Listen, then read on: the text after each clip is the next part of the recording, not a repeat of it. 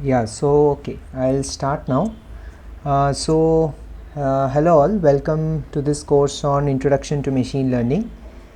So this would be an introductory course, and introductory course to the course on to the subject of machine learning. And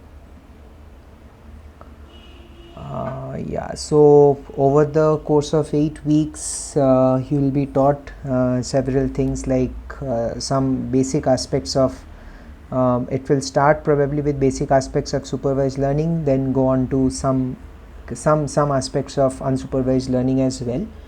So today's lecture would be so introducing myself. I am a PhD student in the Department of Electrical Engineering at IISc Bangalore. And so people are asking also, somebody is asking, can we skip lecture after attending this session? That is of course not recommended, because this whatever the TAs will go about will be very brief, and it will be about certain aspects that, at least how I will go about in this course, would be to to look at the different, maybe some one or two topics from the entire lecture which I feel is more important and which needs more explanations. I'll add some questions here and there, but I mean my focus would be mostly towards making sure that you understand the important topics in all the weeks. So of course you need to go through the lectures, otherwise you won't understand what the TAs will be teaching, because this is supposed to be and in addition to what you have been taught in the course, what you are being taught in the lectures. Okay, so so with that brief introduction, I would go about today's lecture. Today's lecture is an introductory one, so it will be a short one, but in the towards the end also, if you, or in the middle also, if you want, you can stop me and ask questions, so that's fine. If I think there are 68 people, so I can start. Yeah, so I'll start about, so I had taken this course last year also. It ran in the same July to August cycle. So I would be using so today's slides I have taken from the last time that I had made the slides. So I will go through them, but if the course has changed in the middle, then I would also change accordingly. But today's slides are, I mean, more or less, I mean, exactly similar as the one I had used last time. Coming to the main issue of coming to the main question as to what is the subject of machine learning. It's a buzzword, everybody uses it today. So it has helped our lives, it affects our daily lives in some way or the other. So basically what the main goal of machine learning is, iteratively learn algorithms from data. So here the key points are data and iteratively. So that means that you will be given a set of data points, and those data points have some hidden feature, have some hidden pattern within them, and what you need to do is you need to iteratively learn from that same amount of from that data to infer some knowledge about the world. So that knowledge about the world may be, how does the digit 0 look? Now we all know that, but a computer doesn't know that. So the computer will learn that how the digit 0 looks. And why do you need it? Why do you need iterative procedures for this? Because for example, there will be a data set which I think I might introduce all of you to that, or you might be knowing that already, is MNIST, which is basically a handwritten data set. This is an example of this. These are some samples from the MNIST data set itself. So it has some 60,000 samples of data, but of handwritten digits given to you. So this 60,000 samples will have some 28 cross 28. All the digits are of dimension 28 cross 28. So this comes out to be 784.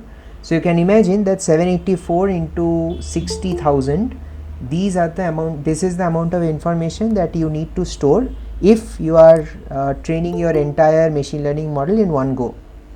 So that is not possible, and MNIST is basically a small data set in that sense. You have data sets which can have up to 1 million images. So that is not possible for your computer to store, and therefore we generally learn it iteratively. So that is one. That is one of the reasons why we run iteratively. There are other, of course, mathematical reasons why we run iteratively from the data, but I will not go into those. So what it does is, as I already said, it helps you to find patterns without telling it where to look. So basically, what do you mean what do you mean by where to look? So for example, if this is your image and the 0 is sitting here, and so 0 is in black and everything is in white, these are all background, this is white and the 0 is in black. So if that is the case, then what happens is you are actually not telling the computer that, see, this is the background and this is the actual, this particular black pixels on the white background, this is your region of interest, if I may call that. So you are not telling the computer that, you are just letting the computer say that, okay, this is the image 0 and this needs to be mapped to a label 0. You are just telling the computer that, and you expect the computer to understand that, okay, out of this entire image, this is the region where if I look, then this is the region where if I look, then I will be able to classify the digit correctly. So that is the problem of machine learning. So one important thing that is often ignored, and that I would like to emphasize at the very outset is, whatever models you create, always remember one thing: your model will only be as good as the data, right? So for example, if you see here, I have given two examples. So this also has a 9, this has a 4, this has 1, this has something 76 or something. So if you train your model on this data set, let's say you train your model on this data set and you test your models on this data set. This is your test training data and this is your testing data.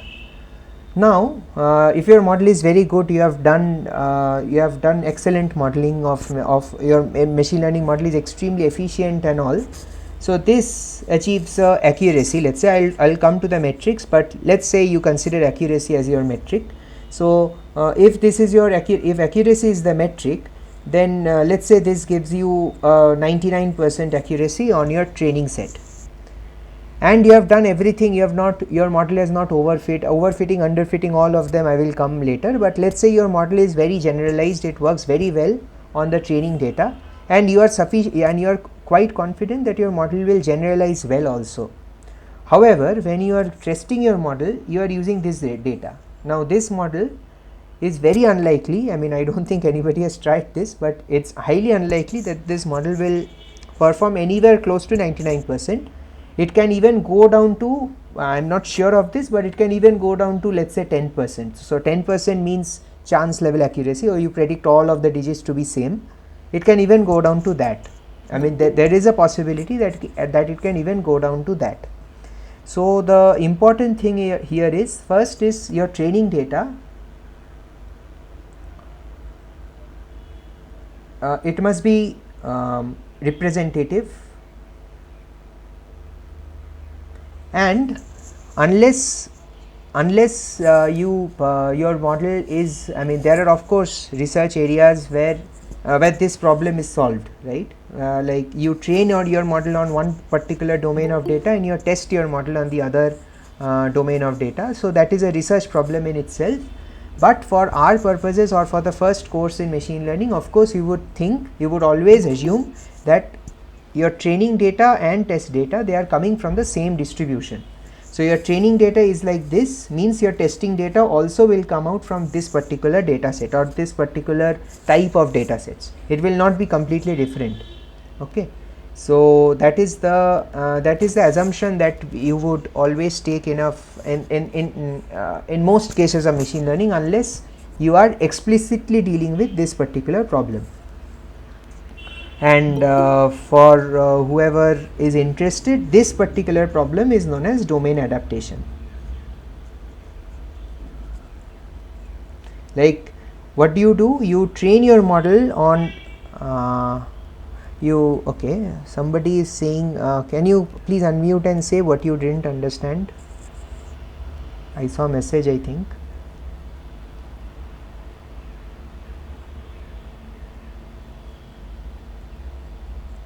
Yeah, Pavan had said, yeah. Sir, could you re-explain domain adaptation? Yeah, so domain adaptation is this particular problem. Like you train your model on this, I mean, you can understand, okay, but yeah, so you can understand, right, that this set of digits, although both of them contain digits, they involve the task of digit classification, but this set of digits is coming from a separate source, and this set of digits is coming from a separate source. Is that clear? Yes, sir. Yeah, so when I mean different source, I mean different domains. So maybe so this is basically coming from, if you, I mean, okay, somebody is trying to join. Yeah, yeah. So so the left one, this is actually digits from. These are actually digits from street. What do you call them? The street view numbers, or basically the street hoardings or something. Okay, and yeah, the recording of this session will be shared. Yeah, and this is of course MNIST. This is handwritten digits. So these are all printed digits. This is handwritten digit.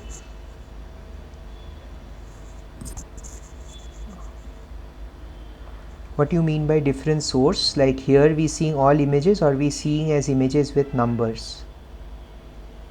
Yeah, so here what I mean by source is whether your, let's say, whether your digit is printed or handwritten. So in the right this one, it is all handwritten, this one it is printed. So if your model is trained on, let's say, printed digits, and it is tested on handwritten digits, most likely it will fail. It's highly unlikely that it will work. If you are trying to make it work, that's basically a format, I mean, that's basically the problem of domain adaptation. Then how are universal? There are nothing known as universal pattern recognition models. So I am not sure what you are referring to. I mean, there will be, of course, if you, I mean, there will be models which are trained on huge amount of data. So for those models, it's like nothing is out of domain. They have seen all sorts of data in during their training time. So their test will always be in their training distribution. They cannot be different. So so that is another aspect of, so you need your training data to be representative of all data in the world. I don't know if that is possible or not, but yeah. And so it's either in digital form. No, this is just one example. So another simple example which I can give is, let's say, I don't have that, and it would have been easier if I had that here, but okay.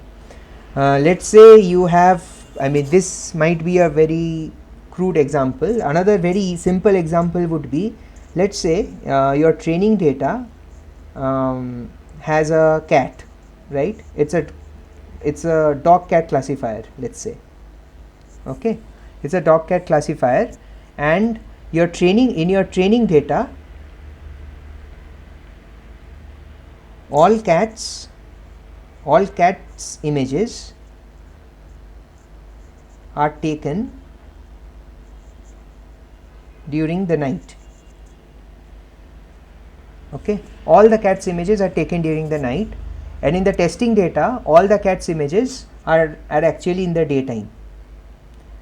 So that is also a domain shift. If you can consider that, if you can imagine that, that is also a domain shift. Your model is seeing all night images. So basically what it's trying to do is it's trying to find out the cat from within the dark images, I mean the night skyline or something. But it is seeing, whenever it is given the test data, it's seeing that okay, I have everything now is very bright and the cat is somewhere in there, so it will not be able to perform well. So that is also a domain, that is also a sort of domain shift. So whenever there is this domain shift, you encounter the problem of domain adaptation, and of course you won't go, you won't even scratch that particular problem in this course, because that is a research problem in itself. People still don't know how to do that properly, so people are still working on that. Okay, so what are the applications? I am sure all of you must have seen some of the applications here somewhere or the other. So this is the digit classification, this is the recognition of the face recognition. This is there in all our inboxes, that is a spam filter sort of a thing. This is there, I mean this is ASR, or automatic speech recognition. This is how when you speak something to Google Home or Alexa or Siri, this is how they will recognize what you are speaking. And this is a stock market prediction. Yeah, so all of these things are there, all of these are the different applications, and this is the reason why machine learning has become so important today, because it has a large number of applications in different sorts of domains.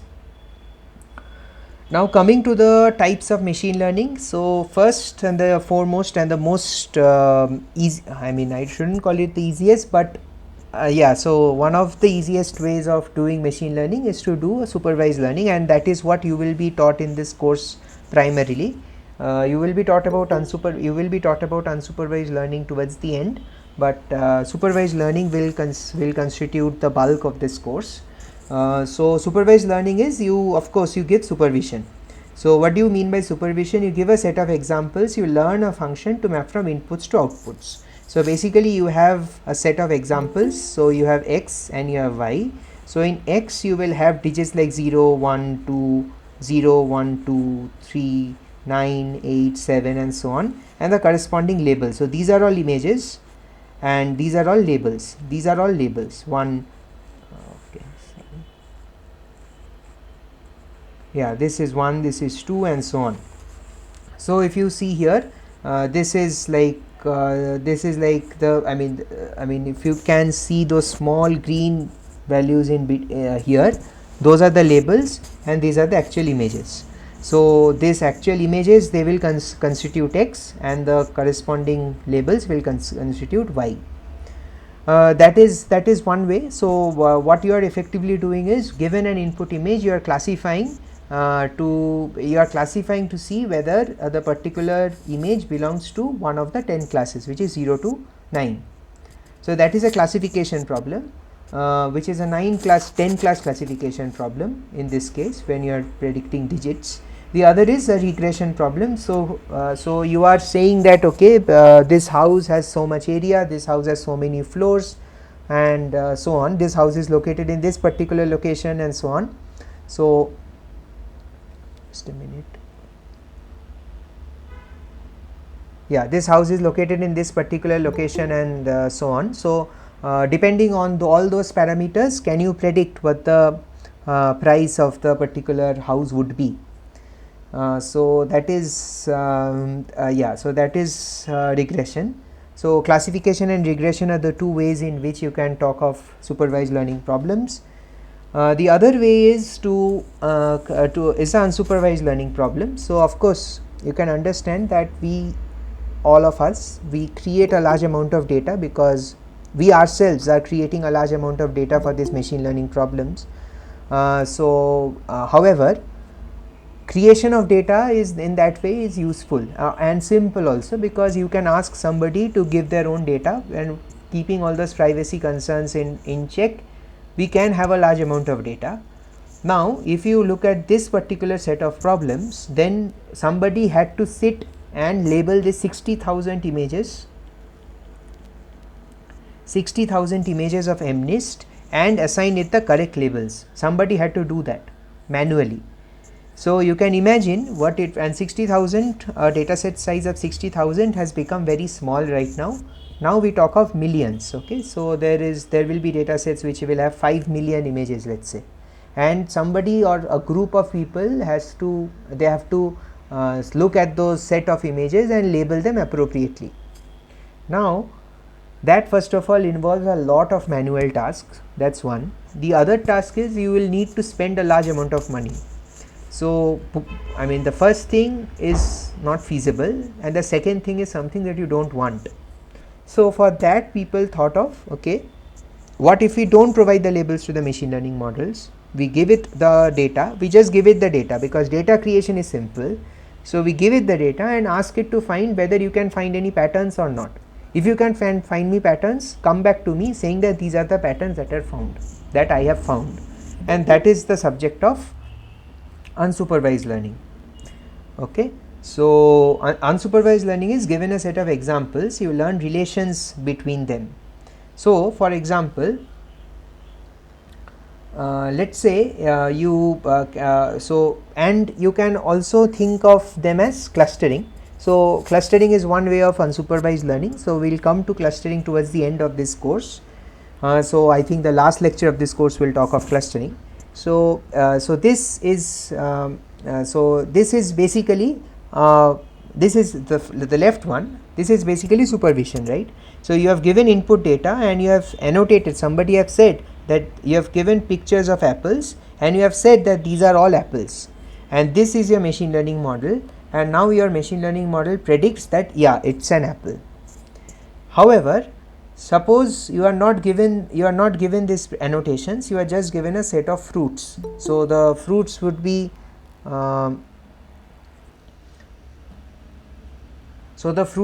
like apples, then there would be, I don't know what these are, some, okay, both of them look like apples anyways. There are some bananas and there is some other fruits maybe.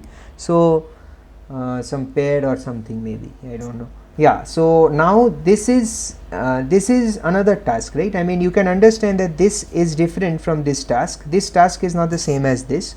What you are given is a set of fruits, and your machine learning model has to pick out the correct features on which it can identify that these are a set. Of course, it will not be able to say that these are apples. It will not be able to say that these are bananas. But what it will be able to say is that these 4 items are much closer to one another than this. I mean, this item is much closer to this item rather than this item. Similarly, this banana is much closer to this. I mean, this particular sample is much closer to this sample than any of the other 7 samples. Okay, so that is the idea of unsupervised machine learning. So here what you do is you try to find out patterns within the data so that you can cluster them together, so that you say that okay, all the samples belonging to this particular group have something similar, all the and which is different from the other groups that I have found. Okay, so that is the way unsupervised learning is defined. There is something known as semi-supervised learning. So that is a very interesting task. So what you do is in semi-supervised learning, so this is it being increasingly used nowadays. So yeah, so how does the model find the patterns? Yeah, so that we'll talk about when we talk about clustering. That you won't understand now. We'll talk about that when we talk about clustering. So just remember for now that that it will be able to find certain clusters. I mean, it will be able to find certain common patterns. Of course, it won't be as efficient as supervised learning, but you will be able to find certain patterns in the data which will give you a good enough result. Okay, so yeah, so then we come to semi-supervised learning. So semi-supervised learning is increasingly used nowadays. So what does semi-supervised learning entail? Right. So as I said that suppose you have 5 million data points.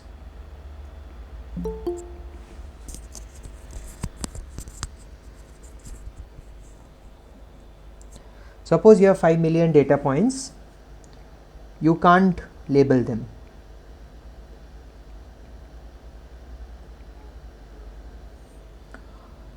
Now one thing which you can do is, let's say out of those 5 million data points you choose very intelligently.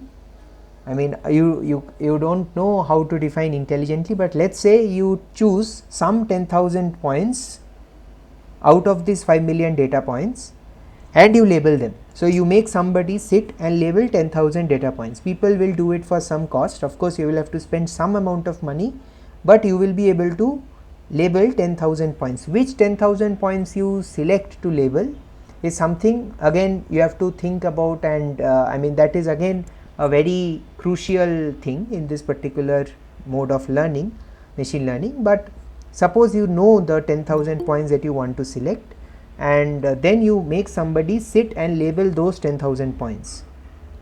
I have one query here. Yeah. What you say that we are 10,000 levels, but you say there would be a most difficult. Probably it is because there may be many more levels will be outside the 10,000. Correct. That is Correct. a possibility. Yes. Yes. Yes. So maybe that is a probabilistic thing. 5 million upon. Yes. Yes. Of course. 10,000. Yeah. So of course this number 10,000 is something that I am just making up. I mean of course you can increase the number of data points That also. should be principally what you say. It should be low value, the numbers, so that we are cost effective. At the same time, it will cover the maximum thing. Yes. Precisely. The semi-supervised. Precisely. Precisely. So now what you do is, once you label this 10,000 data points, then you have a supervised subset of your data set.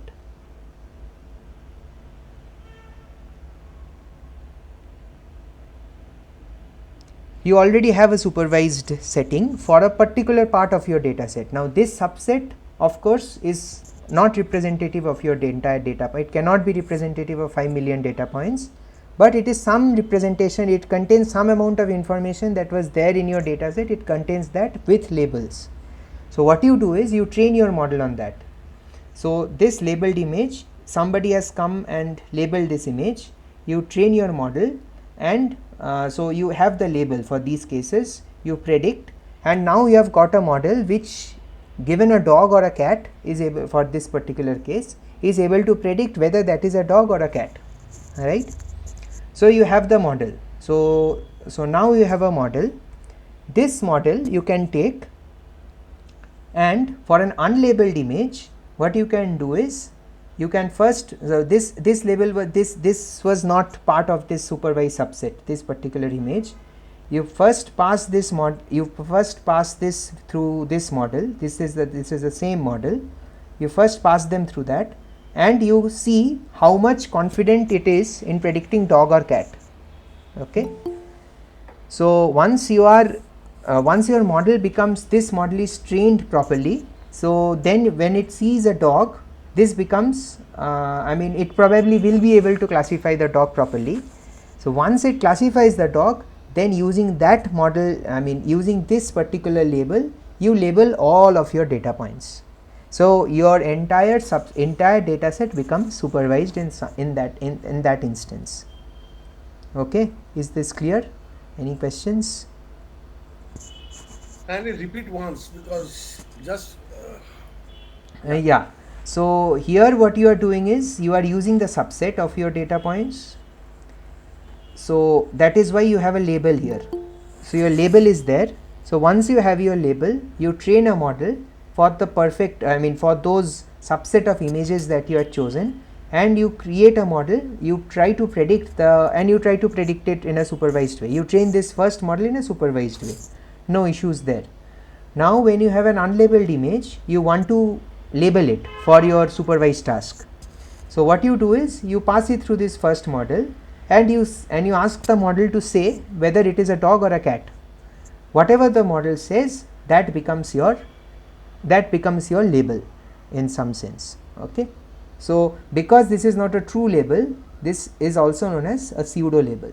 If you see here, it is known as a pseudo label. It is not the true label. The true label is something which human beings have annotated. This pseudo label, this is called a pseudo label because this is what the model has annotated for you. Okay. But if it wrongly say, Then then your cat as a dog. then your model training will be hampered by a lot, and that is the reason why selecting this subset is very important. This subset, yeah, hello sir. Yeah. Just one question. Yeah. See, in the whole process, what we are trying to do is we are converting unlabeled data to labeled data, right? Yes. At the end of this whole exercise. Yes. So basically, after this labeling, we are going to use supervised only. Of course. Yes. Right. Right. So why you are calling as a semi-supervised? Actually, I call this as a labeling exercise, automation of labeling. Correct. This is automation of labeling in some sense. Correct. Yes. Okay. Yes. Okay.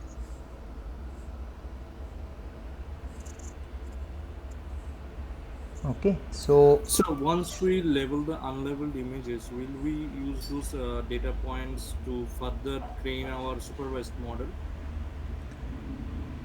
that depends on your application. Of course, you can. One, if you are very confident about if you are very confident about your this thing about your labeling, then you can use that. I'll give you one more application. I mean one very one application which I had seen in my work. So let's say you have you are trying to predict the emotion from speech. Okay. So suppose, of course, one gospel truth in machine learning is the more data you have, the better your model will learn. Okay, that is one gospel truth that you have to always understand.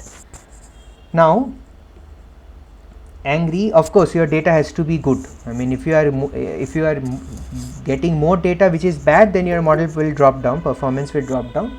But okay, so let's say you have one data set where the labels, the emotion labels are angry, happy, sad and neutral. Okay, this is one data set that you have which is angry, happy, sad and neutral, and this has some 10,000 data points. Let's say somebody has gone and labeled 10,000 data points for you into these 4 classes. Now you have another and your performance is good, but it can improve. Your performance on this, you have trained a model on this and your performance is good, but it can of course improve. Let's say it is 70% now. Let's say you have 70% accuracy. However, you find another data set which has, this has 10,000 data points. You find another data set which has, let's say, 60,000 data points, which is 6 times as big as this data set. However, what you do is, now you see that the labels here, in place of so angry is there, okay, excited is there, okay, sad is there, neutral is there, disgust is there, and yeah, let's say these are the 1, 2, 3, 4, 5 classes. There are 60,000 data points. This is a completely different data set across 5 classes. So one way to do this is, you can take only the angry emotions from angry, sad and neutral from here and add it to that particular data set, to the first data set. Everyone is with me, right? I mean, I'm making sense. Yes, sir. I mean the classification of angry, sad and neutral. Yeah. For these 60,000 data set you use, right? Yes, yes. So I will take all those speech signals. Let's since I work in speech, I'm talking about speech signals now. Let's say I have angry, sad and neutral speech utterances from in this particular data set. I take those and I add it here, and I add it to the first data set. Now you see here that happy has become very unbalanced, right? Because you have not taken happy, because you couldn't match these labels. So you couldn't take happy from anywhere, any of the utterances from here to the first data set and increase the number of happy classes. That is not possible if you just map the this particular label to that. However, as human beings we know that disgust is related to angry, let's say, and excited is related to happy. We already know that. That is our intuition about the world. So what you can do is you first train your model on this data set. So let's say this model, I am writing it here. I train it on my, this model is trained on 10,000 data points. This is the model that is trained on my first data set. I use this and I take all these data points, this 60,000 data points, this 60,000 data points, I pass them through this 10,000 trained model and I get 60,000 labels, right? I can do that, nobody is stopping me from doing that. So this 60,000 data points becomes a test for these 10,000, the model which is trained on this 10,000 data points, and I can get some pseudo labels out of them, and using these pseudo labels I can, of course this model is trained for 4 classes. So all the 60,000 data points will now be mapped to one of these 4 classes. I take them and I append it with the first data set and then I train my model again. Is this point clear? Yes. So Yeah. you mean that disgust and excitement, these two are related to that pseudo? Correct. I mean what I will do here is I will not only take excited and disgust, I will pass all the 60,000 data points maybe and I will add it to my and add it and pass it through this model, and I will see what this model actually predicts. I will see what the model predicts. That means, there is a probability that the model will label the disgust as sad and the excited as happy. Correct. There, of course, there will be some mistakes. I mean, one thing which you have to understand is you can never replace human annotators. You are, of course, your model will perform. I mean, this particular M10,000 model will not label all the angry emotions that it had found as angry. It will predict something here and there. No model can be 100% accurate. So you will get some pseudo labels which will be wrong, but at the same time you are getting some 60,000 data points free of cost. You are not having to train anything, but you will get the 60,000. You are not spending any money also. You are just getting the 60,000 data points for training your model. Okay, so that is one another application of semi-supervised learning. Of course, there is Yeah, hello sir. yeah. Actually, when you said semi-supervised, what I was thinking is this: it is in between supervised and unsupervised. Actually, there is no clustering here. It is still supervised. Yes. Only thing is we are because we cannot afford to have a large labeled data set. We are taking a partial labeled data set and using that to label other rest of it. Yes. That's all, right? Yes. Yes. Actually, Yes. there is no unsupervised learning here. No, It's see- not something in between. Yeah. It is So free. But here is a clustering anyway, because from the 60,000 you are doing the clustering for this angry, sad, neutral. so the clustering, see, the clustering here cannot be. I mean, for example, in this particular case, use case which I showed here, there is no possibility of using. You can't use clustering here because what, as I said. Yeah, can everybody go on mute, please? Arjit Yeah. sir, please mute. Yeah. So as I said here, in clustering, what you will find is this 4 classes belong to the. I mean, these 4 samples belong to the same class. Again, these 4 samples will belong to the same class. Okay. These 2 samples belong to the same class. That is fine. But for using these in supervision, again the next step that you need to do, if you are using a clustering based solution for supervision, then you need to go into each of these clusters and see that somebody has to say that this is indeed apple, somebody has to say that this is indeed banana. The clustering algorithm won't tell you that. Now, while somebody said that some clustering is happening here, you can think of this as some sort of a clustering, true, but in essence this is different from clustering, because clustering can never give you labels of dogs and cats. It will only say that these dogs are all same, or as the example that I gave, this angry speech and the other angry speech from the other data set, they are same, but it won't be able to say that these are both angry. Okay, so clustering is never associated with labels. So I would not suggest that, I would suggest that not to think of this as some sort of clustering. Even though that is the case, I understand that people have the urge of saying that this has some sort of clustering inbuilt, but clustering can never come with labels. Okay, so I hope that was clear. Yes, sir. Okay, so the other is reinforcement learning. So this I am not much, I don't know much about this, so I will just I've just used a picture here. So basically what happens is, this is how, I mean, reinforcement learning mimics how we learn, we human beings, how we learn. So for example, when we learn to cycle, so we take a large number of steps, right? We take steps in time. I mean, our actions depend on the time and on the previous step. So, and suppose we fall at one particular step, we did something, we lost our balance and we fell down. That is how we learned cycling. So next time what happened was, you knew that when I am at this particular step, I shouldn't do the same thing that had led to my fall last time. So I need to change myself. I need to change my actions. So what it does is, there is an environment. So that environment is let's say a maze. Okay, you are at the input of the maze and you want to go out of the maze. That is your task.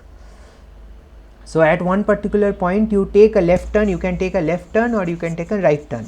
So when you take a left turn, the environment says that okay, you have reached, so how can machine get a reward? So basically a reward will be a +1 or a -1, or so that I think is the way they give. I am not sure about the entire pipeline of reinforcement learning. So you won't require this also for this course, but I think it is a +1 -1 thing. So when you do something good, when you are, for example, at a one particular point you are taking a right turn, which can actually lead you to the exit of the maze in the shortest number of in the shortest time, then you will get a positive reward from the environment. So the environment will itself tell you that now what you have done is correct. So at this, so then as the AI system, you would remember that at this particular point I will always take the right turn, because I had got a +1 reward there. So it takes the values of integer as reward. I am not entirely sure of this. As far as I know, it takes +1 -1, but it might take decimal values also. I am not sure of this. So so the machine learning algorithms aim would be to maximize the rewards. From a starting point, you need to go out of the maze in the shortest number of turns. So yeah, can please go on mute. Hello. नको तिकडे नको जाऊ काय आता वर जावे घरी जावे. Yeah, I have muted the person, but please make sure that if you have any questions, of course you can unmute and say, but otherwise please keep on mute. Yeah, so where was I? So once you get the environment, I mean the environment will give you some reward, and with that reward you will be, your final job is to maximize the reward, that is to go out of the maze in minimum amount of time. So that is your objective. Excuse me, sir. Yeah. Yeah, good evening. Yeah, good evening. Sir, I thought this session is for to solve the assignment questions. But again, it's like theory session only. It's looking like Assignment questions. problem solving session. They gave the heading. Yeah, so the I problem thought, solving. by using this session, we can solve the assignment questions. No, whatever assignment for questions. machine learning. Yeah, so the assignment questions for this week are out, I think. So we are not supposed to share the solutions for those assignment questions. No, not solution. I thought the people are going to tell how to solve the questions. Yeah, so Because I'm problem solving session. They said, right? Right. So basically, what I am going through right now should help you solve the problems themselves in the assignment. Actually, madam, I agree that this week's assignment is mostly about concepts. I think we are going through the assignment doesn't contain any problems. It's only conceptual. So I think what sir is going through will help. Okay, thank you, sir. Yeah. So Yes, it will really help. yeah. Okay. So then going on to supervised learning, because that is what I think the first part of the course is also about. So supervised learning, as I already said, so you have, so this is a general pipeline. So what you will do is you will have input, you will extract some features, and you will learn something. So this learning something is what the course is about. This, what is this? Using the target function. Yeah, That can is you come again? supervised. Can you come again? We That is use neural the network. label data to approximate the target function. Yes, precisely. So basically what you will have is you will have a set of inputs, you will have a set of outputs. You need to learn something so that given a new input or given a unseen input, you can predict the correct output. So that is what supervised learning is about. Okay. Yeah, so that is one. Then Just go back, sir. yeah, Hold on. yeah. See, in the course, this screen is showing like input, feature extractor, and features. Then the output or the target. Here it is a classification. So basically, that features are the classifications. You mean? So I'm not sure about which course, I mean which figure you are Same course, referring to. what has been Professor Suresh Right. So there, I mean, see this classification. Okay, so how can I say this? Okay, let me. Sir, actually what I understand is Yeah. what you see is the input is the raw data. Feature extraction means identifying the key features which constitute the data. So actually input and feature extraction is a part of preparing the data. The actual model is a classification. Yeah, so that is what I mean. So let me give an example that might be easier. So let's say I have this car with me. Okay, so the car example might be difficult. Okay. Okay, let's say I have a human face. Okay, I will draw a human face. It will be very bad, but anyway. Okay, so this is the human face. Okay, and so I want to say that okay, so whether, okay, yeah, so one good thing would be I have a human face and I have a set, my data set has my data set has faces with and without sunglasses, let's say. So let's say I have 10,000 images, 5,000 of them have sunglasses, 5,000 of them don't have sunglasses. Okay, so here the feature extraction would be you go and check at the, so one way, I mean of course this feature extraction nowadays has evolved to a much more advanced thing, but initially what happened in machine learning was you would go and see that, okay, I will go in the eye area, you will there are certain ways to fix, I mean to some image processing way you might have learned, where you focus on the eye area and you try to pick out the sunglasses only, I mean the eye area only, you don't pick out the sunglasses, but you pick out the particular area of the eye, or yeah, you pick out the particular area, the eye area of the particular face, and that becomes your feature. So that becomes your feature means that you that becomes a vector. Okay, so once that becomes a vector, you pass it through the classification model. So that classification model may be a neural network, it can be a support vector machine, it can be even be as simple as a logistic regression model, and then you predict whether the person is wearing or not wearing a sunglass. Now all these is very, I mean, you might think that okay, why do we need these feature extractors, right? For example, an image, if you know this already, then I mean, if you have worked with images already, images are already they are already a matrix of numbers. We look at images in some way, but images in reality, they are just a series of numbers arranged in a particular form. Okay. Now let's say your Gmail spam classifier that actually receives a text. Okay, that receives a text. So how how are you? Suppose somebody has sent you this mail, and the Gmail spam classifier, this is again a supervised learning task, but a Gmail Gmail spam classifier. Okay, so this has to take in this particular text and say whether it is 0 or 1, which means 0 is for non-spam, 1 is for spam, let's say.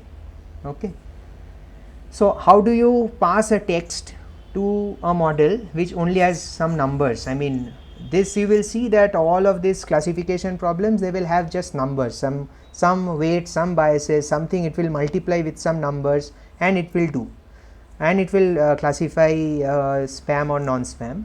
So how do you pass this how are you text to that spam classifier? Okay, that is not possible. So for that reason, this feature extraction has to be a part of your machine learning pipeline. Maybe it's not required for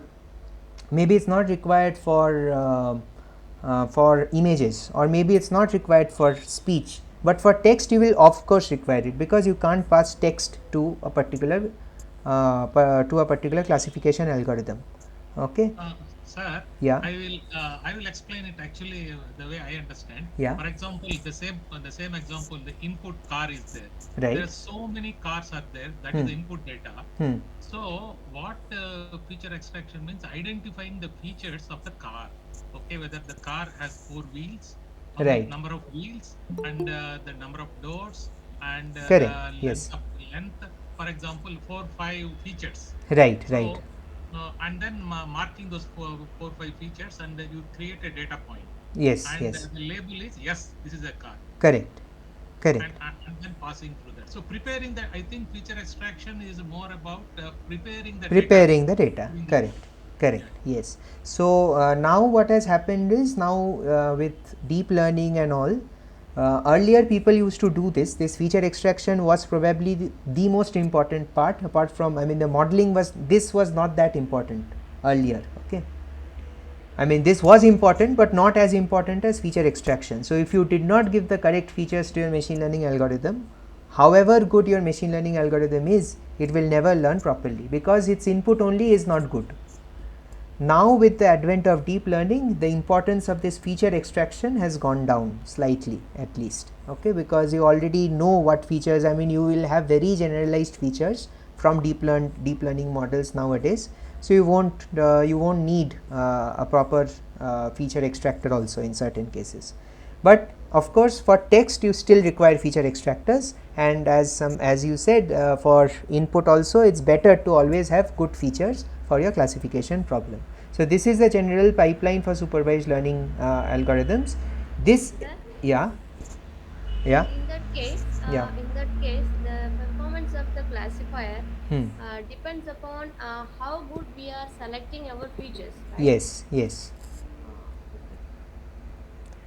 So for that feature selection, any methodology? Feature selection method, yeah, feature selection methods are there. You will be taught about that in this course. Okay. Thank you. Yeah. So, yeah. So could you a little elaborate on classification up to feature excitation? That I understood. Correct. Yeah. So classification will be models, right? So classification will be models. So after this feature extractor, your input, whatever this 220, let's say this was 224 cross 224 image, that has become some vector, let's say that has become 1000 cross 1 vector. So that is the feature that you have found out. How you found out is up to you, but suppose you have found out a 1000 cross 1 feature vector. Okay. So then after that you pass it through some, so this is where the machine learning comes in. So this is where, I mean everything is machine learning of course, but this is where the machine learning model comes in. Okay. Okay. So this you will be taught about. I mean this. Once we run in that, we will be able to identify whether it's a car. Correct, exactly. So based on our data, what we have to choose a particular type of machine learning model. Precisely. Okay. Yeah, so this is the machine learning model. This can be SVMs, this can be neural networks and whatever. Okay, this can be deep neural networks, and I don't know whether you will be taught about deep learning in this course, but neural networks and then on, and so we can use many things. Now what are the pitfalls of machine learning? All this seems like everything is possible, but of course there are many pitfalls in here. So the first problem is underfitting. So now what happens is, as I said, feature extraction was very important, it's still very important if you use the classification models which you would be taught about in this course, which means somebody is saying that means in deep learning which comes under, okay, I missed the message, let's see. Shoptodeep is asking that means in deep learning which comes under representation learning, we have feature learning algorithms to learn representations by discovering patterns, structures or relationships in the data through unsupervised or self-supervised learning. Correct, yes.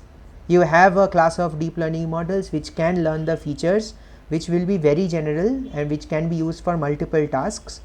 I did not cover all the things. So one thing is unsupervised learning, that is almost never used for representation learning. One thing is self-supervised learning, the other thing is semi-supervised learning. Yeah, so three things are all used. I mean, sir, in this case are we giving again and again the output at the same time in supervised learning? I did not understand your question. In this case are we giving again and again the output at the same time in supervised learning? Can you please elaborate on your question? I did not get it.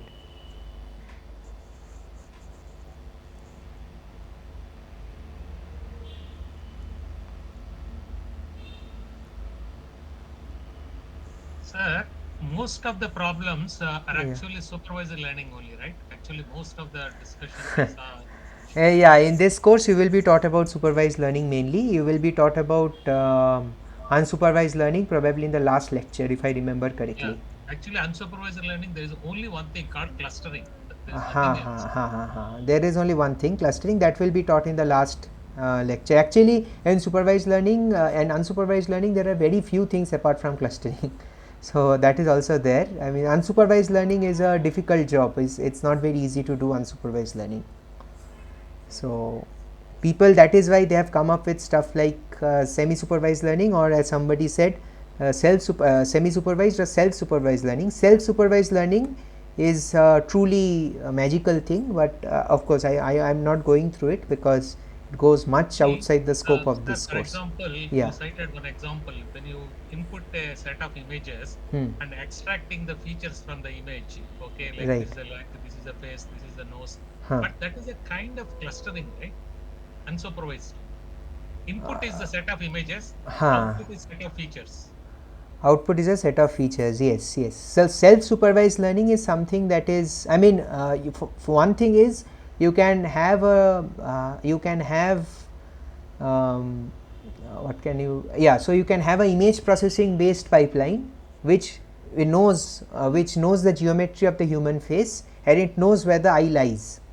That you can always do, right? And that is not clustering, that is not any sort of machine learning also, that is plain simple signal processing. So once you use that, then you can get the features and you can then just flatten, I mean, that particular see, one naive way of making the features, for example MNIST, that is still done. I mean, you will get excellent results out of that. Okay, I don't know what is happening here.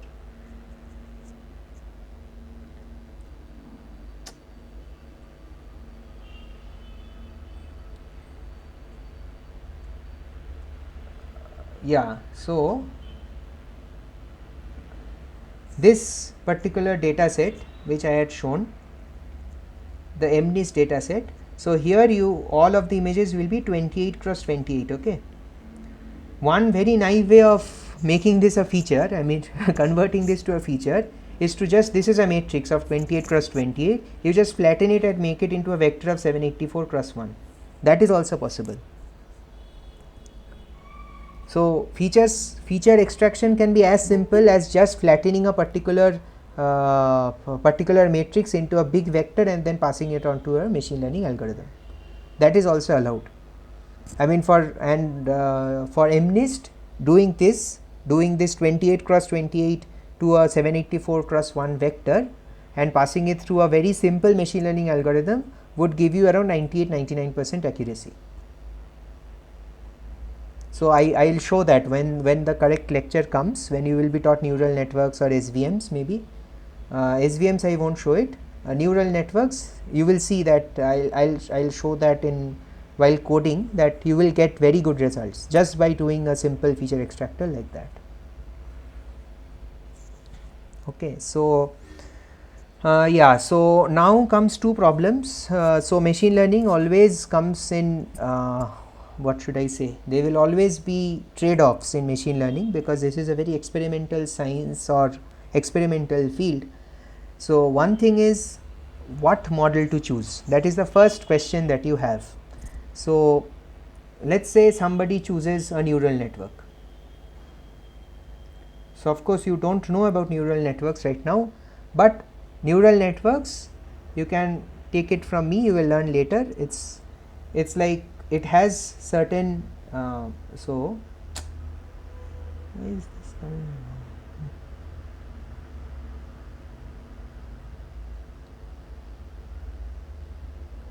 Like this is a neural network. Okay, this particular thing is actually a neural network, right? Now one question is how many such so these are all called neurons, these dots, these are actually called neurons. So all of this we will learn later. I'm just introducing it for making you understand how what underfitting and overfitting is. So now what you can do is, of course you can ask yourself the question that how many such I mean I can do like this and connect all of them like I have done here, or I can take 4 such layers, right, or 5 or 6 such layers, let's say, all of them having 3 neurons and connect all of them. That is also allowed, right? This is also allowed. You can do all these things, but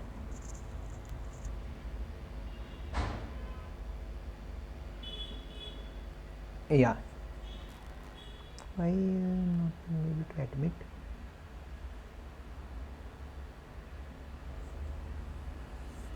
Yeah, you can do all these things, but then the question comes, how do you decide on the number of, how do you decide on this number of the number of neurons that you want to put, or the number of layers that you want to put in your neural network? So for that we need to understand two things. One is underfitting and the other is overfitting. So underfitting means model does not perform very well on the training data itself. So your training data accuracy is only not going up. So when you are training on the data set that has been given to you, your model is not performing well on your training data itself.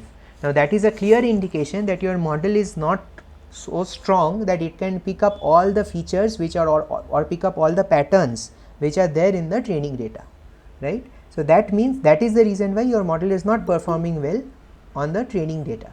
Okay, so that is the problem of underfitting. The other problem is overfitting. So model performs very well on training data, but it does not perform well on test data. Now this is important. The first question that comes here is, you can understand when the model performs very well on training data, your training accuracy has gone up to 100%, let's say, but how would you know that your model is not performing well on test data? Because you don't have access to test data while training your data. Because if you had access to the test data, then you would have included the test data in your training and you would have trained your model, and that would have been cheating. So you don't have access to test data, but somehow you need to understand that my model is performing well on training data, but it may not perform well on the test data. So you need to do something to fix that, to understand how it will perform on test data. Is this clear?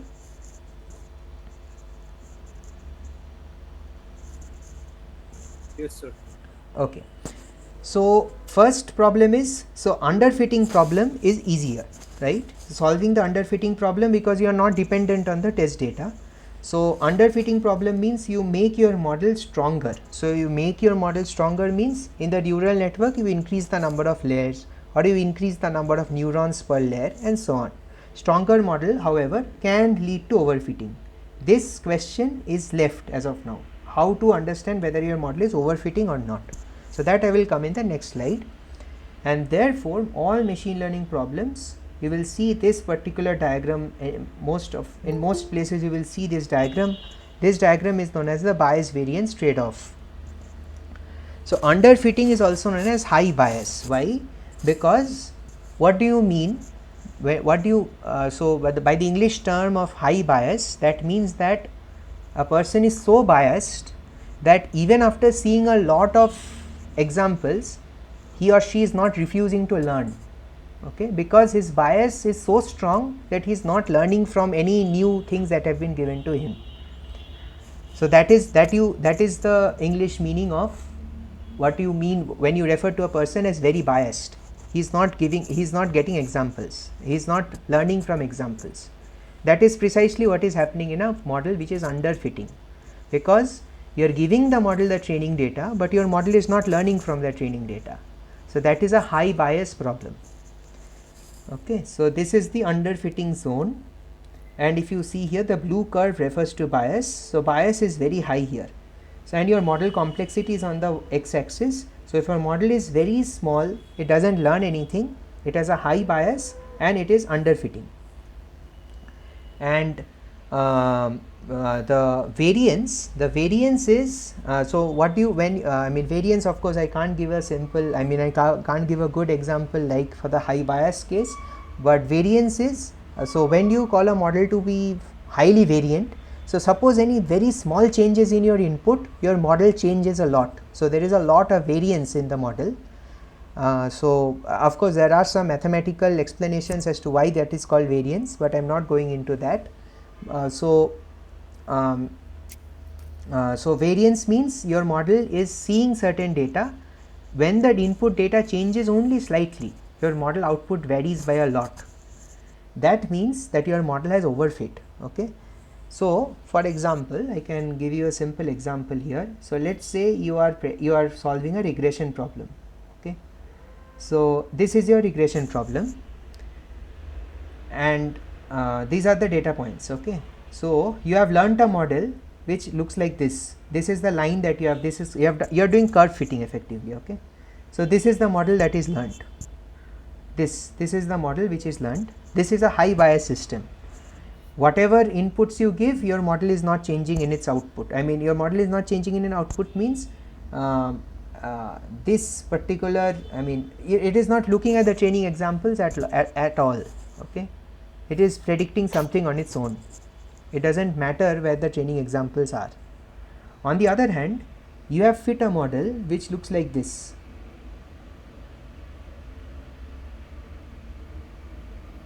Which looks like this. This means that let's say your one now while testing, so let me draw by a different color. Oh god, everything changes, is it? Okay. So let me consider this particular data point. This is a test point. Okay, I am writing by T1. This is coming here. Only a small change. Okay, only a small change is happening. Let's say I mean of course only a small change is happening here.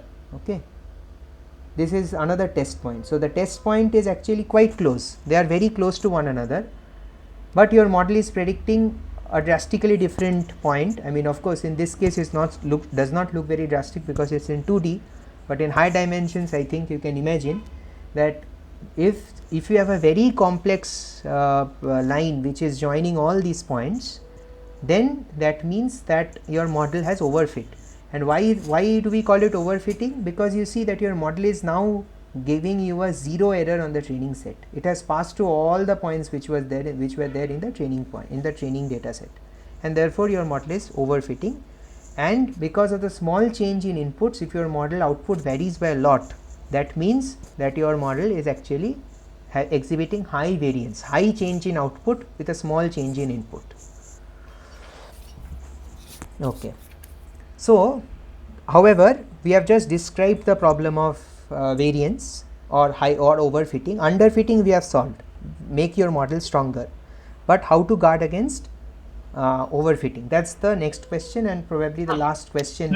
Sir, one confusion here. Yeah. See, in the same example, the curve we have fit in, right? Yeah. Perfectly like a wave. Yeah. That is a high bias, right? High bias. No, that is not a high bias. That is high variance. High variance. Again, So for this red line, the blue dotted line, Yeah. blue dotted line which is coming from left to right, yeah. is it the training loss?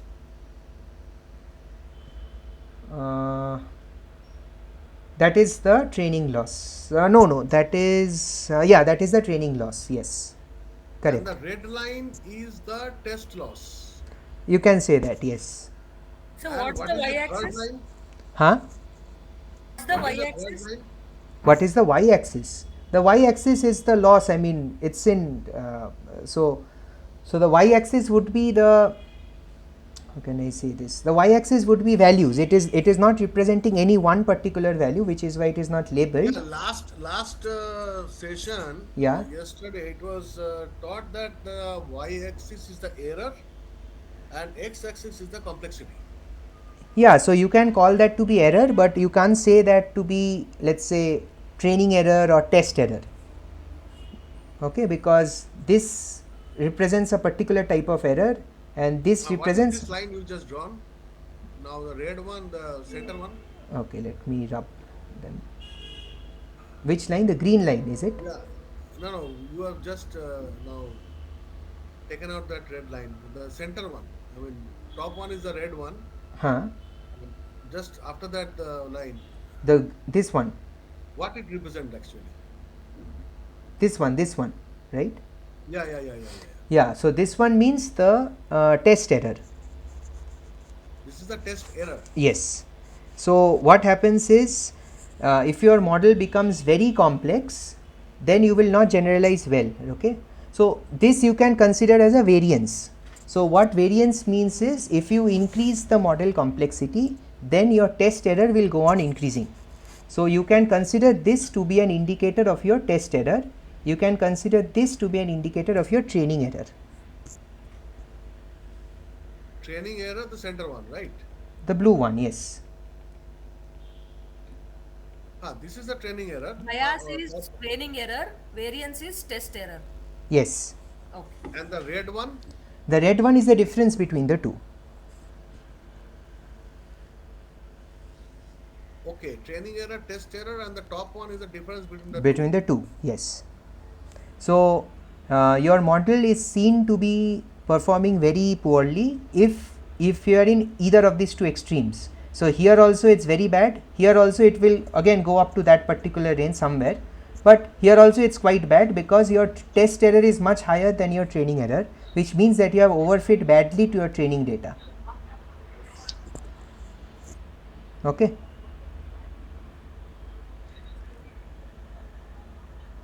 This is clear now? So the best one will remain in the vertical. It's the dotted part which is shown Center. here. Yeah, center. Correct. Okay, sir.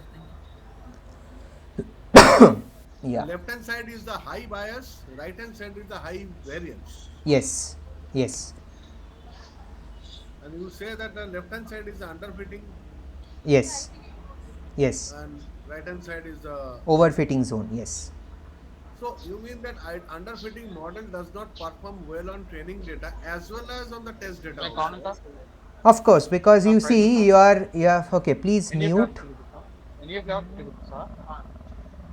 Okay, I'll again mute.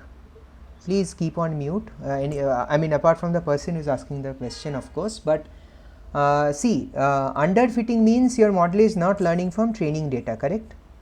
That is clear, right?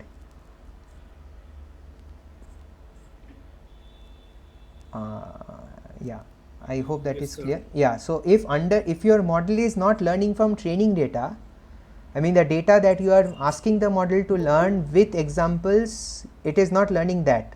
So can you expect your model to perform well on data that it has not seen during? Naturally. So that is why your test performance will also be poor, your training performance will also be poor.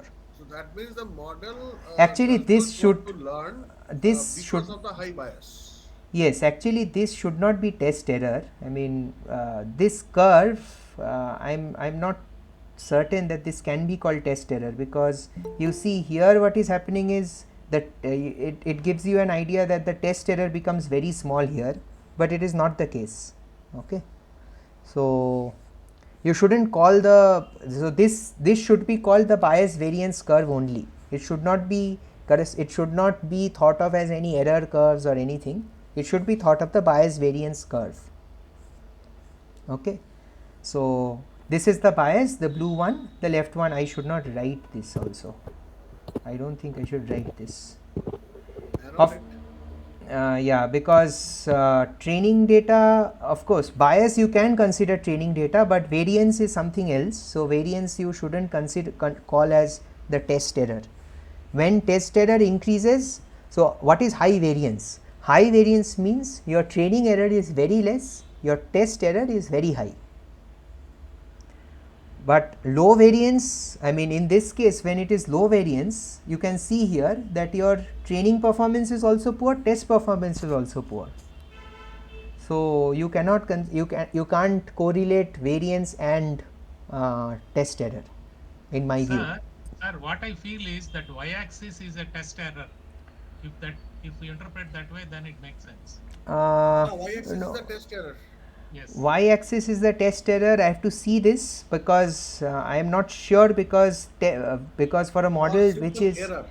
It is error. It is error. Right. It might. It can have anything, any errors. Yeah. So basically, why I am not calling it error is because of this region. If you see this region, your model is not learning anything, and if you consider the y-axis to be test error, that means your test error is also coming down when your model is very small. So that is not possible, right? So this is, so basically your y-axis should be bias / variance. Okay.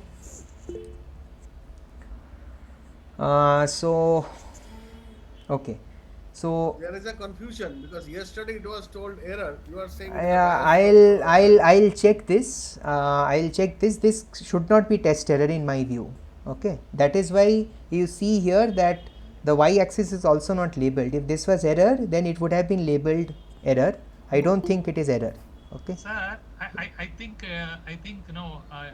If you interpret y-axis, suppose if you are looking at bias curve, the y-axis is bias. If you are looking at variance curve, the y-axis is variance. Yes, yes, yes. That is what I mean by bias / variance. So now we can claim if the bias is high, it is underfitted. Yes. If the variance is high, it is overfitted. If the variance is high, then it is overfitted. Correct. That's the only thing that you can interpret from this particular diagram. Sir. Yeah. Sir, underfit is high bias, low variance. Yes. And overfit is high variance, low bias. Is it correct? Yes. High bias, low variance is underfitting,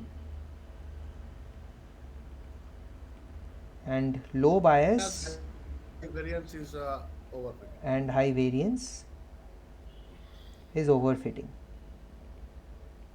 Because lot of questions in assignments regarding this. Yeah, and this is a very important concept also. So there can be some confusions about this. If you guys want, I mean after going through this assignment, this week's assignment, if you want, then you can ask me questions about bias variance next week also. So next week your assignment solutions will also be out. I feel the other way, sir. Yeah. If it is a high bias, that means the curve is fitting so close to the training points. No. See, no, see, the first thing is bias. Oh, sorry, correct. Yeah, so I would, I mean, of course, people get confused, even I get confused. It's just that I have looked at this, so I can now very confidently say this. But the easiest way to remember this is, you think about when you call a person biased.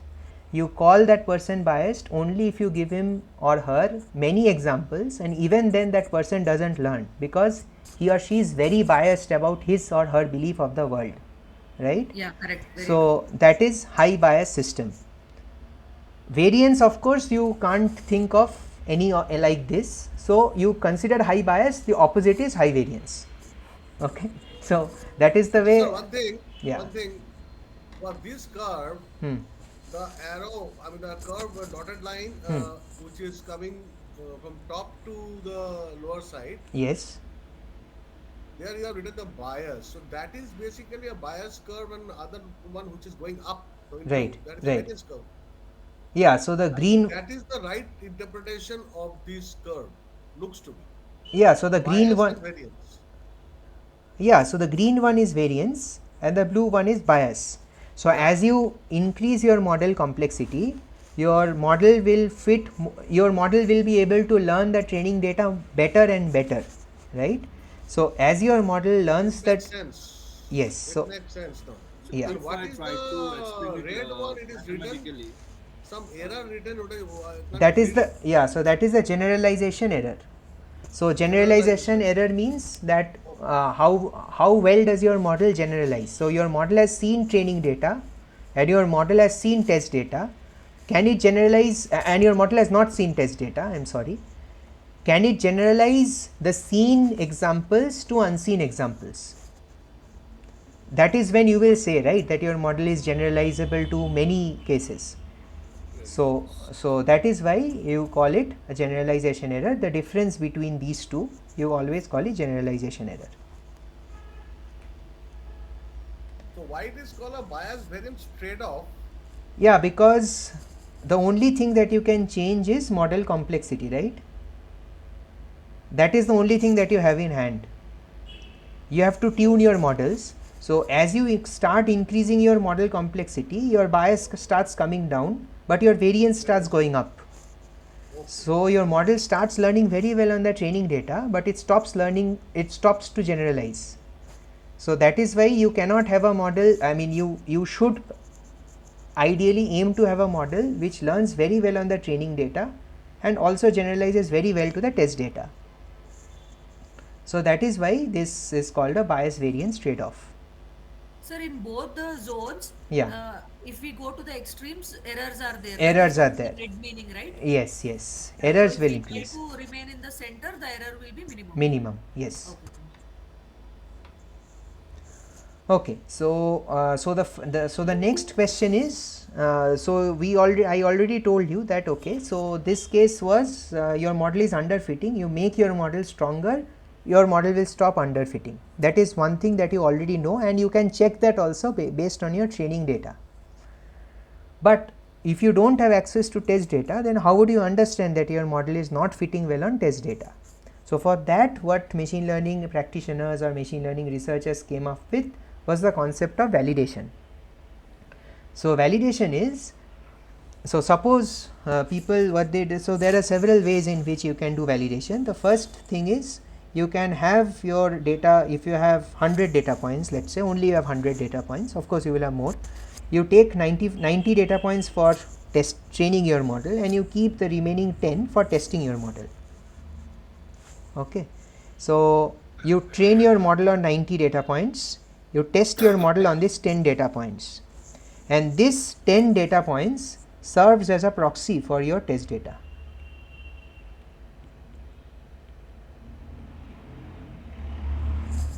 Okay, so that means that you have to train a model which trains on this 90% of the data, and which is tested again on the 10% of the data, and based on the performance on this 10% of your data, you try to understand whether your model generalizes or not. Okay, so that is one. The other way is k-fold cross validation. So what you do is, let's say you have 100 examples, you set some 10 examples, the first 10 examples, let's say the first 10 examples you set out for validation. So this becomes a validation. Okay, this 90 becomes your train, this 10 becomes your validation. Okay, I think it is, I hope it is understandable. The next case, what you do is you take the next, the first 10 you had taken for validation, then you take the next 10 for validation, and so on and so forth. You will obviously get 10 such validation sets. You train your models on 10 such validation sets, and you so then you can combine your models. Again, combination of models is so can you repeat one more time? So so one thing is you can take your training data, you can split it into 90% and 10% of the data points. 90% of the data points is used for training, 10% of the data point you use for validation or testing. And depending on your, so the only problem, why we came into all this was how to understand when your model is when your model is slipping into this zone, high variance zone, because for this you need access to test data, but you don't have access to test data. So for that, what you do is, both the test and validation data are same, is it?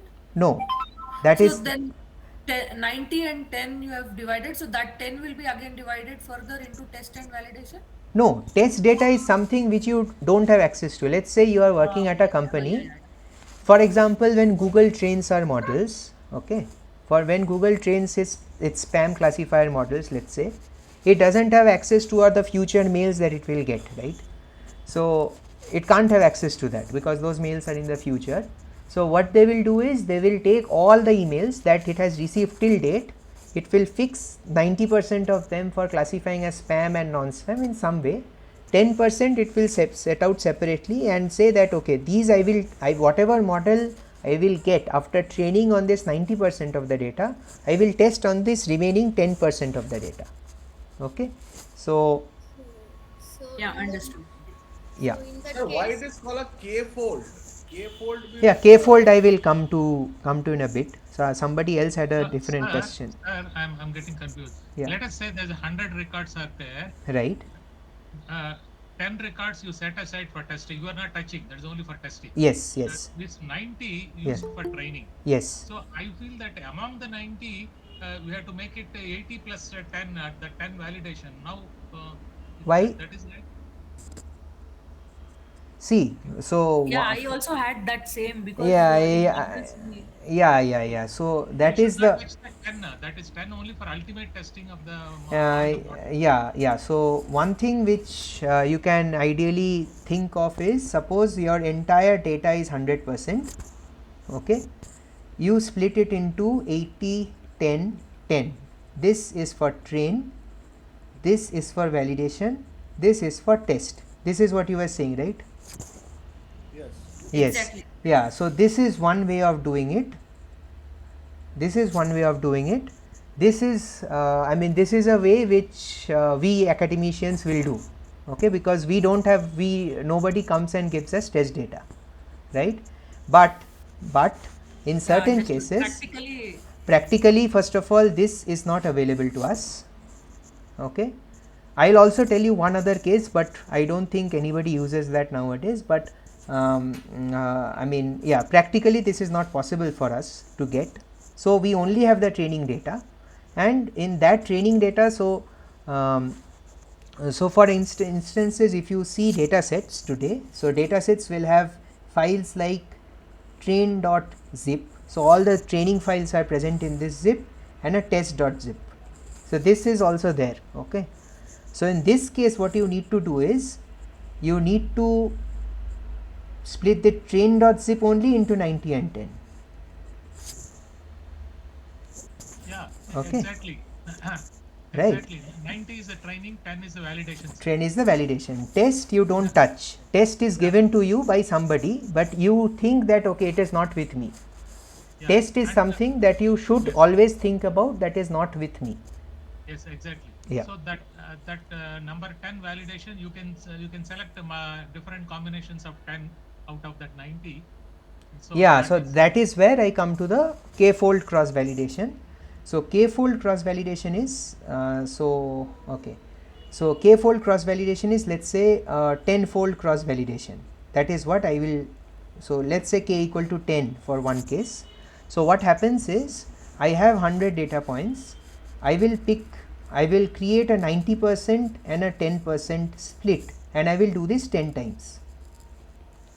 So as I was saying here, I will, for example, the first validation I will create by selecting the first 10 examples. The next validation set I will create by creating the the 10th to 20th examples, and so on. In this way I will get 10 such validation and training sets, and I can of course train individual models on all of them. Okay, I can train a model on this, I can train a model on that, and so on. And I will so then there are different ways of combining the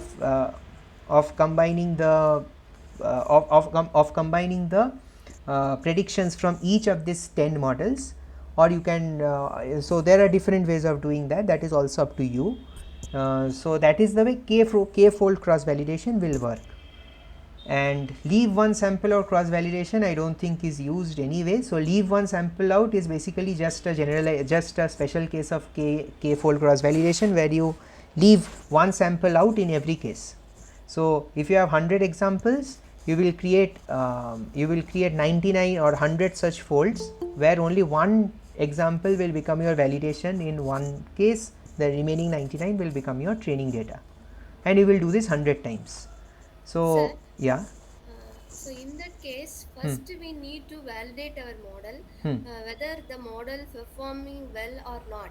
So Correct. once we confirm that, after that we have to feed our test data, right? Then you have to, I mean, ideally your test data would be like, you would give it to your client who has asked you to train the data, train the model. You will train the model, you will check whether it performs well on validation, and then it is not in your hands. You will have to give it to the person who is asking for the model. Okay. So, sir, that k-fold cross validation, that is when every cases the validated each 10 cases. In that case, you can say the error is least. In that case, that is generalized. Well, that has generalized the best. Generalized well. So the error is minimal. So as per that training curve, that the red curve, that where the attempt will be bringing it down to the minimum point. Yeah. So yes. that will be given the best kind of a program. Yes, correct. Passing the test data. Yes, precisely. Can I summarize it that yes, way? You are correct.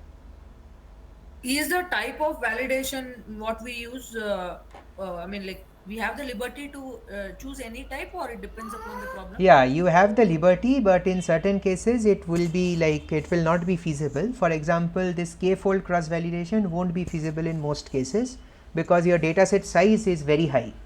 So of course you will not have 100 data points, right? As I said, you will have some, even for small data sets you will have 10,000 data points. Yeah, so if you have a 10-fold cross validation, that means you are training a model on 10-fold cross validation. So you are training a model on 10 models, each on 9,000 samples. So each model will take you probably 2 to 3 days to train. Yeah, so that is not feasible. So generally this 90-10 or 85-15, that is the general split that people use nowadays. They randomly pick 10% of the data or 15% of the data and set aside for validation. Rest they use for train. So based on what constraint you will choose the value of k here?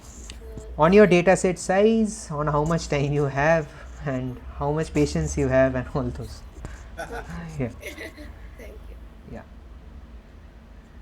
Okay, so then till now what I have talked about is okay, so this variance, this bias variance, how to decide on when you how to decide whether your model, or how to understand whether your model is passing into a high variance zone or a low variance zone and so on. But then at the end of the day, you cannot give a person saying that, you see, my model is very good. Suppose your client has asked you to train a model, you train that model, you give it to that person and say that my model is very good because it achieves a loss of 0.0011 on my training data set. If you tell that, then I mean it doesn't mean anything, right? I mean, what is a loss? I mean, it's you can say that it's very low, but you need to give some proper metrics to your particular solution to judge whether your problem is actually, I mean, so whether you can say that, okay, this is 65% accurate, this is 90% accurate, right? You need to say something of that sort. Now I will talk about classification here. So classification, of course, that only comes with metrics. So one thing is whether it's a dog or a cat. So that's a good problem. You are happy with accuracy. So your dog cat classifier is 90% accurate, means out of 100 cases, 90% of the cases your model is performing very well. Now let's come to this particular example, and a very important example at that. So let's say I have a tumor classifier, and I have a benign tumor and I have a malignant tumor, both of them are there in my data set, and I want to classify. Okay, so I design a classifier and these are my results. So let's say, of course, because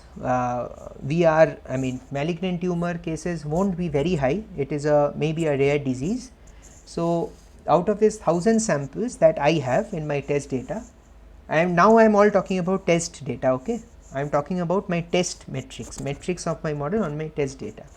So 10 cases are of malignant tumor and the rest are all benign. So basically 990 are benign and 1000 of them are and 10 are malignant. And my classifier, what it does is it happily predicts all of them as benign. Okay, so what is the accuracy in this case? I am predicting all of them as benign, right? So I am predicting, so how many of them are correct? So 990 are actually correct, and out of 1000 samples. So my model is 99% accurate. Okay, so should you be happy at this point of time? That's the question. You see, your model was actually trained to figure out the malignant and the benign tumors. You have predicted all of them to be benign. You have missed all the 10 malignant tumors. So for that, accuracy, which is the most natural way of understanding whether a classifier has worked well or not, in these cases accuracy is a very, very misleading metric. So because and this is also known as the problem of class imbalance. You see, this class is highly imbalanced, right? 10 cases to 990 cases. So that's a 99:1 ratio, and that is the reason why even your basically a bogus classifier is getting a 99% accuracy. So people have come up with different metrics. So I don't know whether this was taught in this particular lecture, but basically you will have something like yes, it was covered. Okay, good. So this is like the confusion. This is also known as the confusion matrix. This is the most confusing for you, the vocabulary, you know. Accuracy you can understand, precision you can understand, the recall and the confusion matrix always confuse. Any number of times you read, you get confused. Yeah, maybe today also I'll get confused, but okay, let's see. So confusion matrix. So so this would be one side would be true, the other side would be predicted. That depends upon you. So that is fine. So one side is true, the other side is predicted, and let's say this is malignant. I am writing M for malignant, I am writing B for benign, and M for malignant and B for benign. Okay, so I can make some mistakes. If you find any mistakes, you can let me know. So the first element of this would be the cases which were truly malignant and I have predicted also to be malignant, so they are all 0. Okay, The next case would be true malignant, this particular case, true malignant, and actually they are benign. So these are 10, right? And predictive benign, sorry, true malignant and predicted benign, so that is 10, I think. Yes. Okay. So then true benign and predicted malignant is again 0 because I have not predicted anything to be malignant. And finally this is 990. Is this clear till now? Once more run, because earlier it has been taught differently. That is, a true is the other side and predicted in the left hand side. I Oh. think anywhere we can take. Yeah, that is up to you, right? Exactly. That Just is go up to, through once more. yeah. So so that is, this is true, this is malignant, and this is benign, and this is predicted, this is malignant, this is benign. Okay, so right, so here what you need to do is, so what does this represent, this particular box? It represents all the cases which were truly malignant, because this side is true and M, so which were truly malignant, and I have predicted also to be malignant. So since I have not predicted any of them to be malignant in this particular case, I will put 0 here. Okay, then the next one, this one would be truly it is malignant, but I have predicted it to be benign. So there are 10 cases of malignant tumor and I have predicted all of them to be benign, so that is why this 10 comes here. I hope it is clear till now. Then truly benign and predicted malignant, I have not predicted anything malignant, so this becomes 0. Truly benign and predicted also benign, I have predicted all of them to be benign, therefore this becomes 990. Okay, is this clear now? Yes, sir. Only the predicted benign and true malignant. Yeah. That 10. Yes. That is not clear. Yeah. So so how many of the cases were truly malignant in this particular example? 10. And how many of, and what are my predictions? And basically out of those true malignant, how many of them have I predicted to be benign?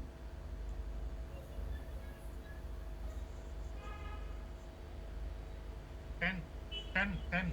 Yes, I have predicted all of them to be benign, right? Therefore these true malignant, which were 10 in number, also have been marked as predicted as benign. Is this clear now? Yes. Right. So now comes the terminology of true positive, true negatives, false positives and false negatives. Okay. So true positives, okay, here positive means malignant. Okay. So true positive means here. So how many I have truly, so true positive means how many of the positive cases, actual positive cases, I have actually said to be positive. Okay, that becomes true positive. Here it is 0 because I have not said anything to be positive. Okay. False positive. What is the case of false positive here? They were benign, but I have predicted them to be malignant. This also is 0 because I have not predicted anybody to be malignant. True negative. They were truly benign and I have also predicted them to be benign. That becomes 990. And false negative. They were malignant, but I have predicted them to be benign because I have false negative. I have predicted them to be negative, but they are actually false. So that becomes 10. Is it clear? Yes, sir.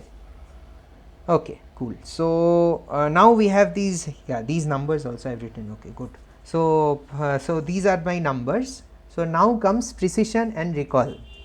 Okay, so okay, precision means, so I should have put another page here, I don't know. Okay. Anyway, but I will write here. Okay, so precision, the easy way to to remember precision is how precise you are. Positive by Yeah, so those are formulas. So I mean that you will forget in some time. Okay, so precision is how precise you are. Okay, so suppose you have said that let's say in this case, I mean not in this case, for a particular classification example, you have said somebody comes and says that 100 of them are positive. Somebody comes and says 100 of them are positive. That means that this person is claiming that 100 of them are positive, but how precise is he? Which means that out of the 100 positive, what are the actual number of positives? Okay, that is the question. I mean that is what, again, if you go back to English language, that is the way you will also say that this person is not very precise, because he says that 100 are positives, but out of those 100 positives only one was actually positive. That is when you will say a person is very imprecise. So from there the term precision has come, and so I will write in English first. How many are actually positive by how many you are claiming to be positive. So by claiming I means predicting. Okay, so I hope that is clear. So how many are actually positive divided by how many you are actually claiming to be positive. So how many are actually positive means true positives, correct? And how many you are, I mean how many is actually positive out of your predicted positives. Okay, that is out of the claimed positives. So that becomes true positive. Okay, and of course how many you are claiming to be positive. I have claimed certain numbers to be positive, certain cases to be positive, and also I have claimed something to be positive when they are actually not positive.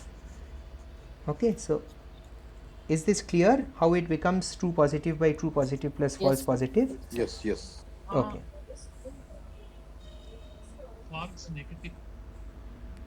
False Positive, right? false, no, is it False TP positive. plus FP? Okay. Yeah, I hope I am correct. I think it's TP by TP plus FP. Yes, sir. Yeah, so that is precision. Now recall. What is recall? Okay, so okay, let's so first here it will be then 0. The figure will be 0. Yes, so that means actually malignant is coming under the precision is 0. here it is false positive So is there also are 0, right? 10 Here actually precision is not defined, because true positive as well as false positive is 0, right? But the value of precision will come 0. Infinity 0. Huh? The value of precision will not be predicted because it is 0 divided by 0. 0. It can't be predicted. It can't be predicted here. So of course you will not see these extreme cases in examples, I mean in your actual life, but I am just giving an example here.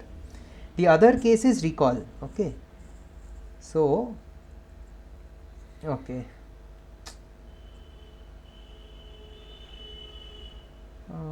where will I write recall? Okay, I'll write here. Yeah, recall. So recall means that recall you can also remember as capture rate. That out of the total number of positives which were actually there, how many could you capture? That is recall. That's it. So recall, why is it called recall? I think it's about you have learned something. Now how can you recall, whether you can recall the correct things or not? That is how recall gets its name. So I think, I don't know for sure, but I think that is the way it gets its name, that these were the total number of positives which were there. How many can you correctly recall to be positive? Okay, how many positives can you correctly remember or recall. So recall becomes, again, true positives is on the top, and what is the total number of positives that were there in the particular data set? Of course, the number of true positives plus number of false negatives, which means that these are the negative samples you have predicted, but they were actually positive in the true data set. In the true labels, they were actually positive. So recall, if you see here, that becomes 0. In this particular example, recall becomes 0. So for these cases, precision, recall, all these become important. Of course, precision you will never get to be 0 by 0, recall also you will never get to be 0 by 0. This is a very extreme example, but the purpose of this example was to show that accuracy is not a good metric in all cases. In unbalanced cases, accuracy is never a good metric. You always should either resort to precision or recall. Sir, you can Sir, accuracy formula also is there? Accuracy? Formula is there? Yeah, you can write the accuracy formula. Yeah, accuracy formula is true positive plus false plus true negative by everything. True positive plus true negative plus false negative plus false positive. So basically all the true things, true 0 plus 990 divided by all of them, sum of all of them. Sir, yeah, if I am looking at this, why we can't have another metric which says about true negative by on the numerator true negative? That is also there. That is also there, but that is not very widely used actually.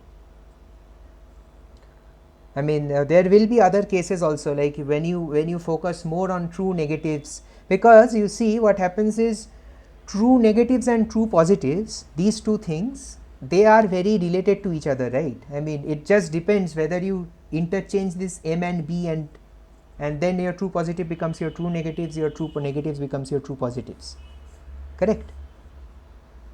So it depends on how you define the problem. In this case, I define the problem that being malignant is positive.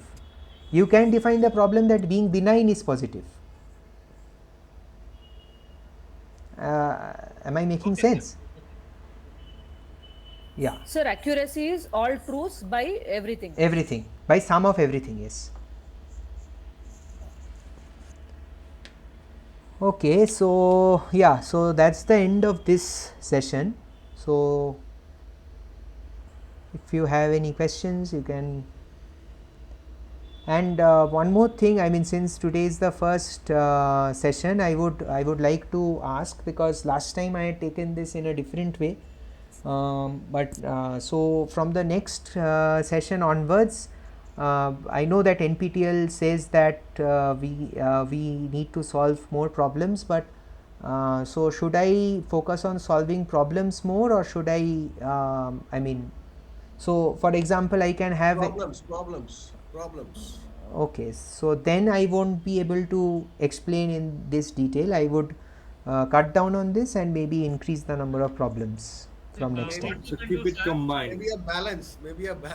Balance. 1 hour theory and 1 hour problem solving. Because I'll try, but actually, sir, what I suggest is you take sample problems, not exactly the assignment problems, and then as you solve the problem, you can explain the theory. That way.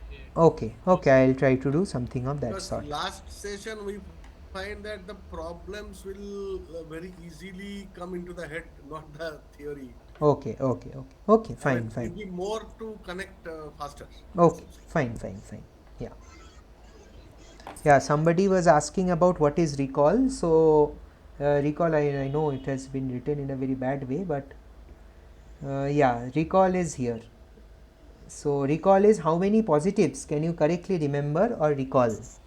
Okay, so that is there, and so the formula for that turns out to be true positives, because these are the number of positives that he could truly recall, and these were the actual number of positives which were there in the data set. So that is why it becomes true positive divided by true positive plus false negative. Yeah, the best way to remember is, sir, out of the total reported positives, how many are true positives? Reported positives. No. Right. Reported positive, false negative is nothing but No. That is what you are. That is what precision is, right? Precision is you have reported true positive and false positives. All of them you have reported to be positive. Out of them, how many are truly positive? That is precision. Okay. And how many of them were truly positive? And you could recall how many of them. That is a measure of recall. There that in denominator, that false negative, how it fits in with the definition. That is, I mean, it is understood by formula fine, but false negative is what? False negative is you have predicted something to be negative, but it was actually positive, right? actually positive.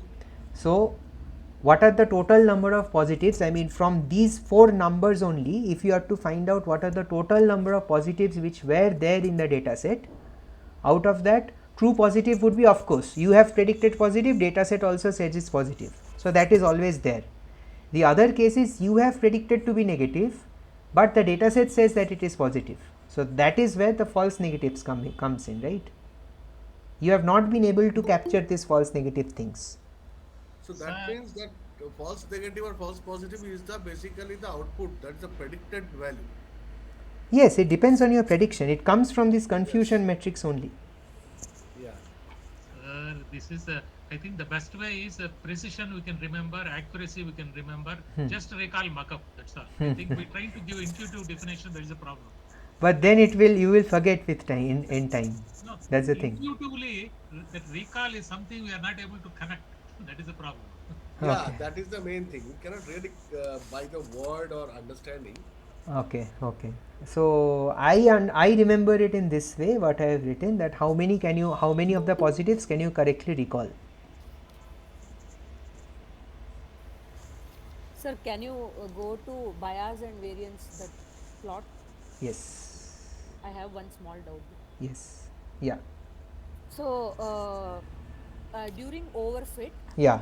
does it say good performance in training data or bad performance in training data? Good performance in training data. Sir, could you elaborate on a little? Yeah. So this curve, right? This curve which I had shown. What do you think the error for the training data here is? It's 0, right? It has passed through all the training data points.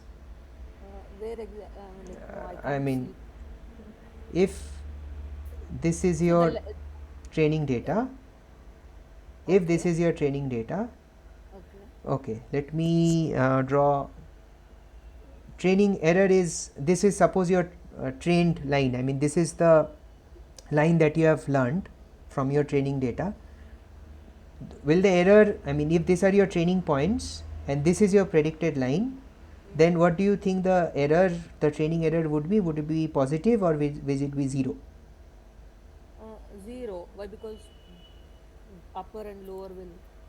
No, I mean, okay, I understand. I know, I understand your problem. I understand your situation. Okay. Let's say this is your training data and this is your predicted line. So what do you think the error would be, positive or 0?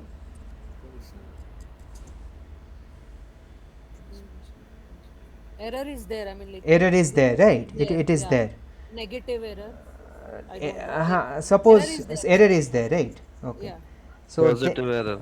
Then if you learn something like this, then what is the error? No error. So this is high variance. Your training error has gone down to 0. Okay. And your model has become very complex. Of course, you can understand, right, that this and this, I mean the sine curve type of curve is much more complex. You will have to learn a lot of things to learn these curves.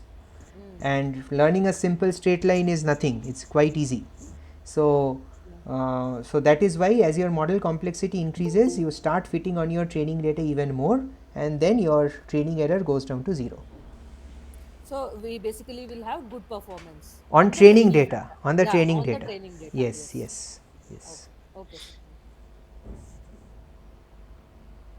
Okay, somebody is asking what is positive and negative. We'll cover this in the regression class. We'll cover this. These are just examples now. So regression, when we talk about regression, we will know what is positive error, what is error will always be positive.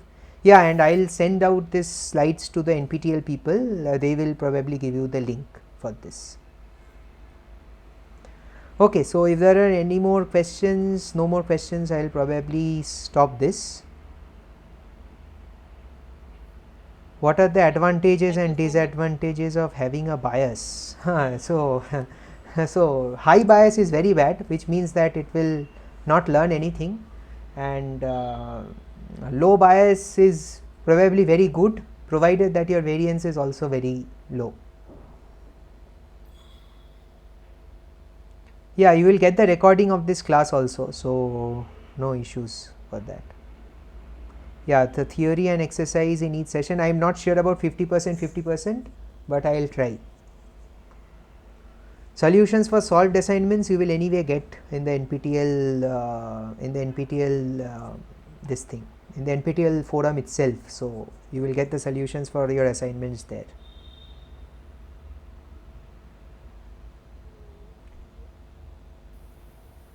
Sir, one last question. Yeah. This in the confusion matrix, this is like a 2 cross 2 matrix, right? Right. This Yeah. is like 2 cross 2 matrix. So this is depends upon the number of classes, right? So suppose if you consider 3 classes in the target, so your confusion matrix size also will get increased, right? That I did not want to get into here. Basically, when you have more than 2 classes, then you can't have, I mean, it's not like this will increase to a 3 cross 3 matrix or something. Then you will have 3 separate 2 cross 2 matrices. Okay. Yeah. So that is a more advanced version of a confusion. It's not very advanced. It's basically quite simple only. You learn this, that part. If it ever comes up in our course, I will probably give an example to show how that is computed. No, just I thought about the number of classes increases. So that so the idea, so the first thought that comes here is, okay, then maybe this becomes a 3 cross 3 matrix, but that is not the way. We need 3 separate. Whenever the number of classes will increase to more than 2, then we require the number of, how many number of classes are there, those many confusion matrices we have. Yeah. Thank you. Yeah. Sir, same day next week will be the same day next week. Yeah. Tuesday, 6 to 8. Okay, so thank you everybody for joining this. We'll meet again next week. Thank you. Thank you, sir.